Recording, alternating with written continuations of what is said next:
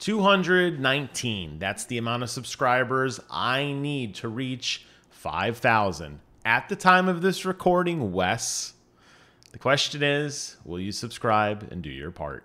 Today's video review is going to be about this game right here. This is called Kirby Star Allies. Now, a little bit of a story time before I get into the review. That's the first Kirby game I've ever actually played.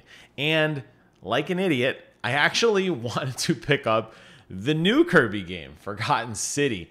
And instead, I don't know why, I bought Star Allies, and it sat on my desk upstairs for about 2 weeks.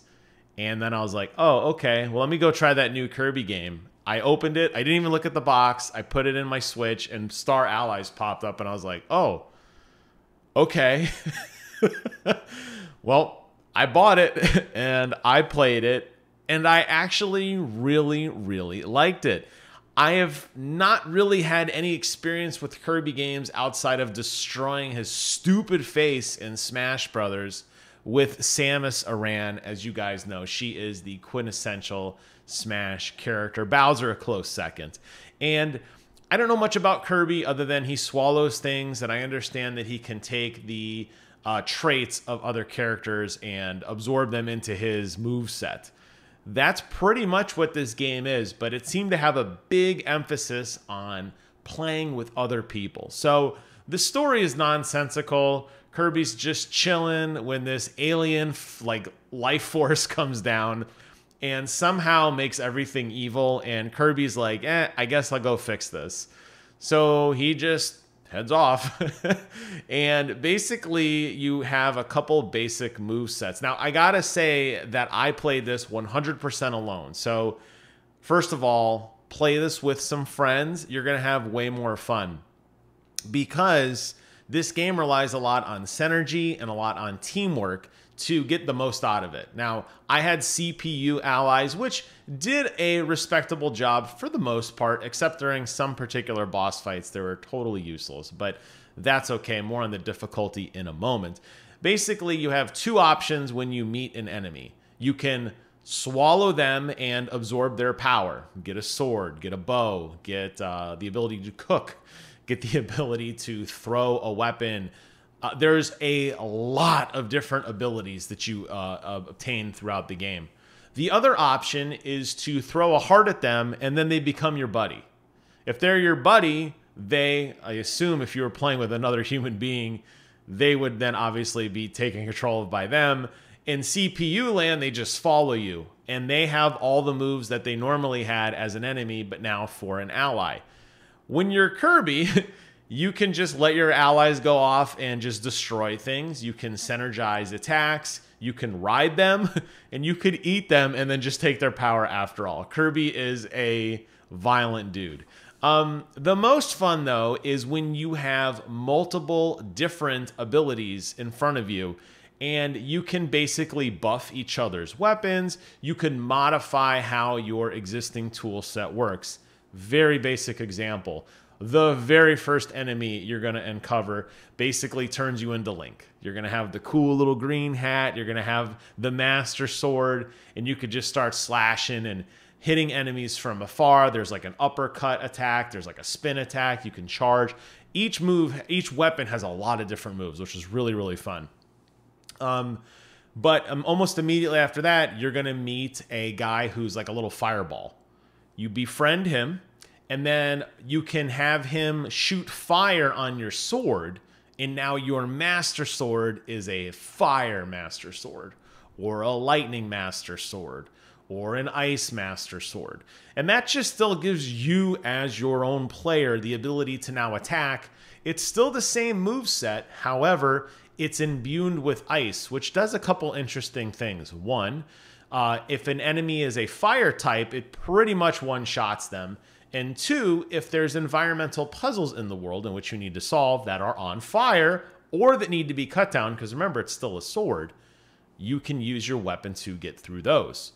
There are also team-up moves, where if you are playing with, either the computer, which will do it for you, or I assume with you're playing with a friend, it'd be a little more fun. There are team-up moves that, depending on what kind of weapon you can have a teammate do something to you, like pick you up and throw you. Or you can turn into a curling stone, which is the stone ability, and have an enemy kick you, or have a teammate kick you really fast, which will ricochet you off of structures or make you go down a hill very quickly, or a litany of other things. And since there are 4 of you on the screen, you can kind of mix and match and make sure that you have all the bases covered, so that as you uncover more and more puzzles, you're like, oh, okay, I need to do this, or I need to grab like this fire ability or this water ability. And it was so fun to experiment and mix and match in the combat, which, I mean, for a Kirby game, there shouldn't be that much to it, but it was surprisingly deep. And I really liked that each of the different combinations resulted in different effects, but also killed enemies differently. Enemy would like burn to death, or turn into glass and or to ice, and you could kick them and they would shatter, or they'd go flying in the air if it was wind, or just, there's so many different abilities. And then there were other really cool hats that you would find that were like one-off hats where you would like cook a giant meal for all of your friends, or you would buff your team by playing a musical instrument. Everybody would sing, and then the attack power would go up temporarily. Lots of really cool stuff. Each level had multiple secrets to them. You could do them or not. A lot of times they led to puzzle pieces, which is one of the collectibles in the game.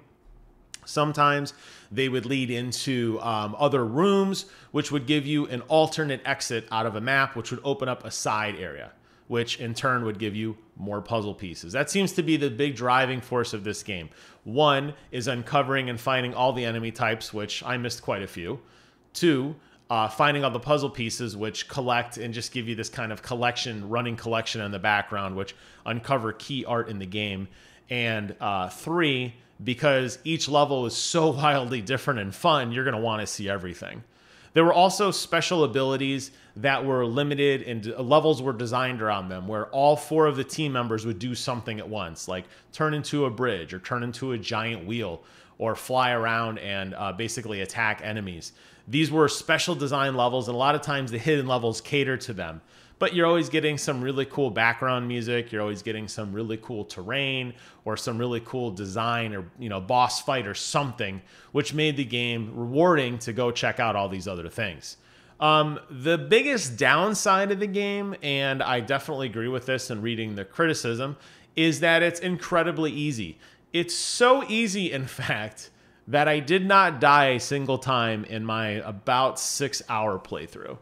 And that includes some very, very lengthy boss fights at the end, multi-phase boss fights at the end. And since my CPU AI was kind of dumb, a lot of times I felt very underpowered. When we all would hit an enemy at once, we would destroy it. But more often than not, they would get crushed. They didn't understand the mechanics of like how to avoid an enemy attack, and they would die, and it would just be basically me either trying to res them just to have a little bit more offense, or me just doing everything on my own as they're all just gone. And then, building up the army again. Now, there are these cool places where you can go. You have to find them in each map, where you can basically pull in some of the more iconic characters to join you, like Meta Knight and King DDD, which was really, really cool. So you can have an army of like your favorite characters. But more often than not, at least playing alone, they die so fast, you're just going to get the random scrub enemy that's in front of you. It's like, all right, come on. We're just going to keep on trucking. And that's fine too.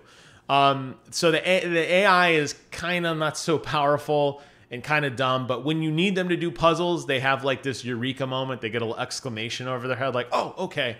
So I got to give Nintendo credit. There was never a time in the game when I knew there was an opportunity that presented itself that I was unable to continue because my teammates were too stupid to like team up with me. They always understood what to do. There are different weapons that allow you to do the same thing. Like if there's a stump on the ground, you could either jump above it and turn into a rock and slam it, or you could use a hammer to smash it down. The AI seemed to be pretty smart in understanding like, oh, okay, I know he wants to destroy this, and they would help out. So that was a lot of fun. I don't want to spoil it for you, not that there's much to the story. It was nonsensical. I will say the last boss fight was wildly different than anything else in the game.